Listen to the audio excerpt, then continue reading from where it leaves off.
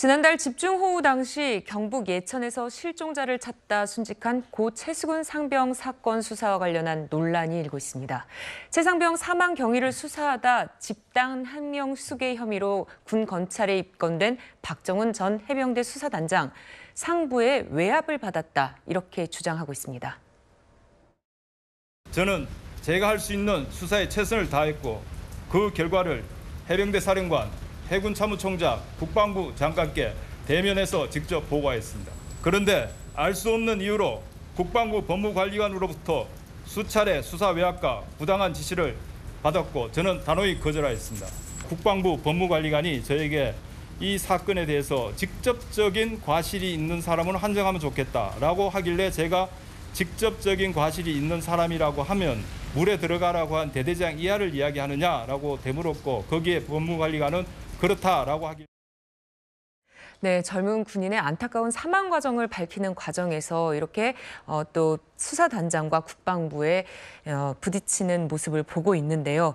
이현정 의원님, 군내 갈등으로 번지는 그런 양상입니까? 그렇죠. 지금 일단 군내 갈등으로 좀 번지는 양상인데 일단 지금 박정훈 수사단장이 보면 8명을 지금 경찰에 넘겼습니다. 일단 이 사건은 수사는 경찰에서 하게 돼 있어요. 그러니까 1차적인 것은 일단 이 해병대 수사단에서 일단 하는 것이고 실질적인 수사는 이제 경찰에 넘겨서 하는 것인데 지금 업무상 과실치사 혐의로 8명을 수사를 넘겼습니다. 그런데 여기 보니까 사단장까지 다 있어요. 자, 근데 업무상 과실치사 혐의는 굉장히 중한 혐의입니다. 예를 들어 구체적인 즉 어떤 그 사람에 대해서 피해를 입을 줄 알면서도 불구하고 그런 명령을 내렸을 때 그게 해당되는 게 업무상 과실치사 혐의거든요. 우리가 예를 들어서 사단장이 그 현장에 어떻게 벌어지는 상황을 잘 모르는 상황에서 도덕적이고 어떤 지휘 계통의 책임을 져야 된다면 충분히 이해가 갑니다. 그러나 현실적인 직접적인 책임까지도 과연 져야 될 것인지 그러면 해병대 전체가 그냥 이게 마비가 되는 상황이지 않습니까? 근데 그럼에도 불구하고 지금 이번에 수사단장이 보면 8명을 전부 다 의뢰를 했어요. 그래서 위에 국방부의 상부에 볼 때는 이거는 직접적인 책임이 있는 사람으로서 일단 수사에 넘겨야 된다. 그래서 보류 지시를 한 겁니다. 근데 지금 문제는 본인이 이걸 외압으로 이제 인식을 하는 거거든요. 근데 과연 이게 외압일까요? 저는 그렇게 생각해요. 왜냐하면 군이라는 조직 자체가 일단 이게 이제 위에서 결정권을 가지고 있는 장관 등등의 결정권을 가지고 있지 않습니까? 장관 등등이 볼 때는 아무리 이 문제가 많지만 사망 사건이 그거를 예를 들어서 사단장까지 전부 다 책임을 지고 업무상 과실치사 혐의로 경찰에 수사를 넘겨야 된다? 이건 너무 과하지 않느냐? 라고 해서 이제 보류를 지시한 건데 지금 이 박 수사단장은 이거는 외압이었다. 그래서 본인이 직접 그냥 경찰청에다가 넘겨버렸어요. 그래서 지금 항명 혐의로 지금 일단 이 수사를 받고 있는 거거든요.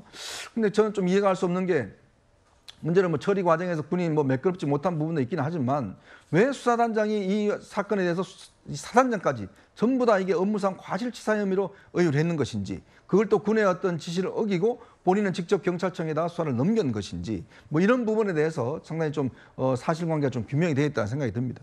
네, 이번 논란은 지난달 갑작스럽게 해병대 수사단의 언론 브리핑이 취소된 이후에 지속되고 있는데 언론 브리핑 자료 뒤늦게 공개됐습니다. 최진봉 교수님, 내용이 좀 어떤가요? 그러니까 내용은 사실 지금 박정훈 대령이 얘기한 내용과 거의 비슷해요. 그러니까 사실은 지시를 어디서 했냐가 제일 중요하잖아요. 현장에 있는 대대장이 자체적 판단으로 한 게 아니라 지금 이 수사 결과 보고서의 브리핑 내용들을 보면 위에 있는 사단장이나 또 여단장 이런 사람들이 지휘 계통에 따라서 지휘가 내려왔고 그 지휘 때문에 사실 그 일부 언론 보도를 보니까 또 이런 얘기도 있더라고요. 중대장들은 사실 반대를 했대요. 왜냐면 장화를 신고서 위에 구명조끼도 입지 않은 상태에서 저렇게 허리 위까지 올라오는 그런 정도의 물속에 들어가는 건 대단히 위험하다. 대대장이 또 아니 위에서 지금 어떻게 지시하는지 몰라서 그러냐 이렇게 질책하는 모습도 있다고 해요. 그러니까 사실은 지휘 계통을 통해서 지시가 안 내려왔는데 대대장이 현장에서 들어가 말아라 이렇게 얘기하기 어렵거든요.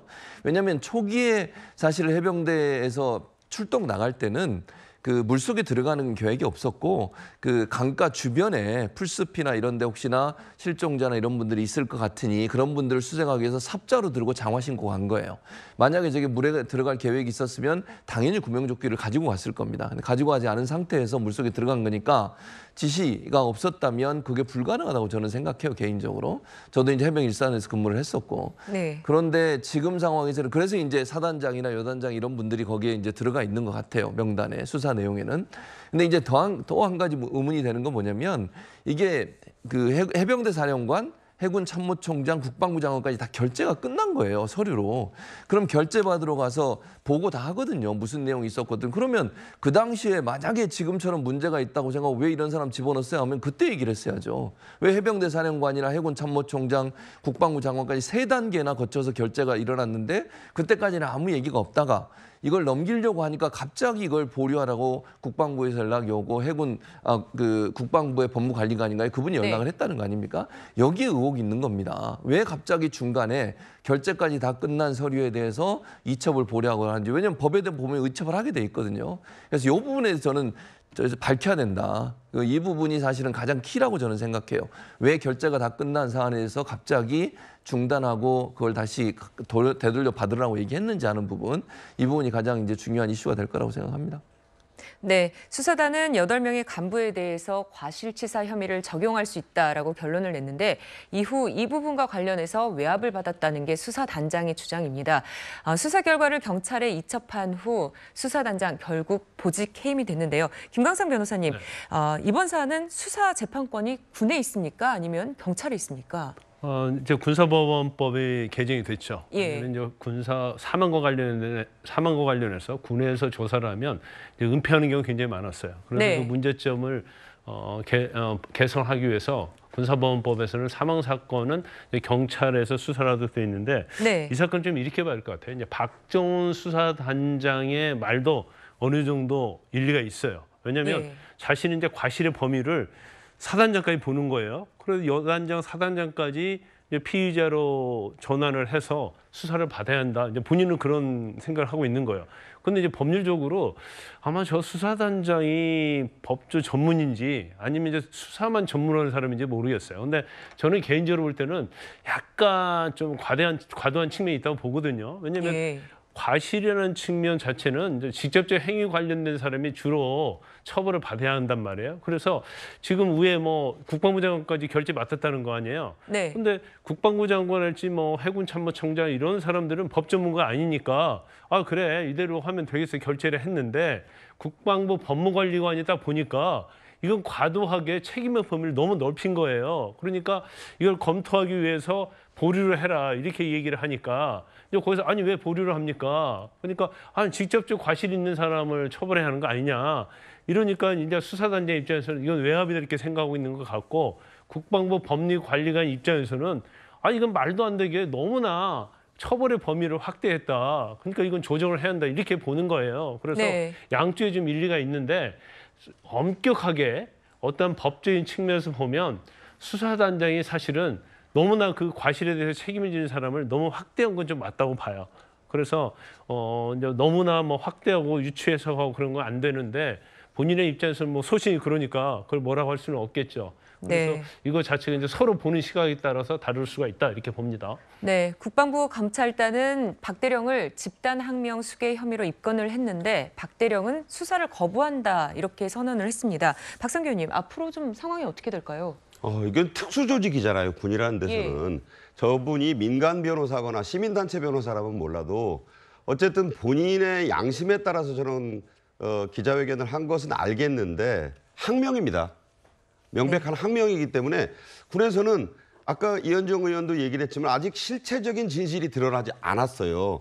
그런데 군복을 입은 현역 대령이 기자회견까지 열어서 그런 조치는 외압이 분명하다라고 주장을 하고 제3의 수사기관, 그것도 뭐 공수처에서 해달라. 이런 거는 그 전시라면은 사실은 더 위험한 판단이고 형시라 해도 명백한 항명에 해당하는 것이기 때문에 군은 군의 룰이 있습니다. 따라서 본인이 피의자 신분으로 돌아가다 좋다는 그런 결심을 한 것이라고 보기 때문에요.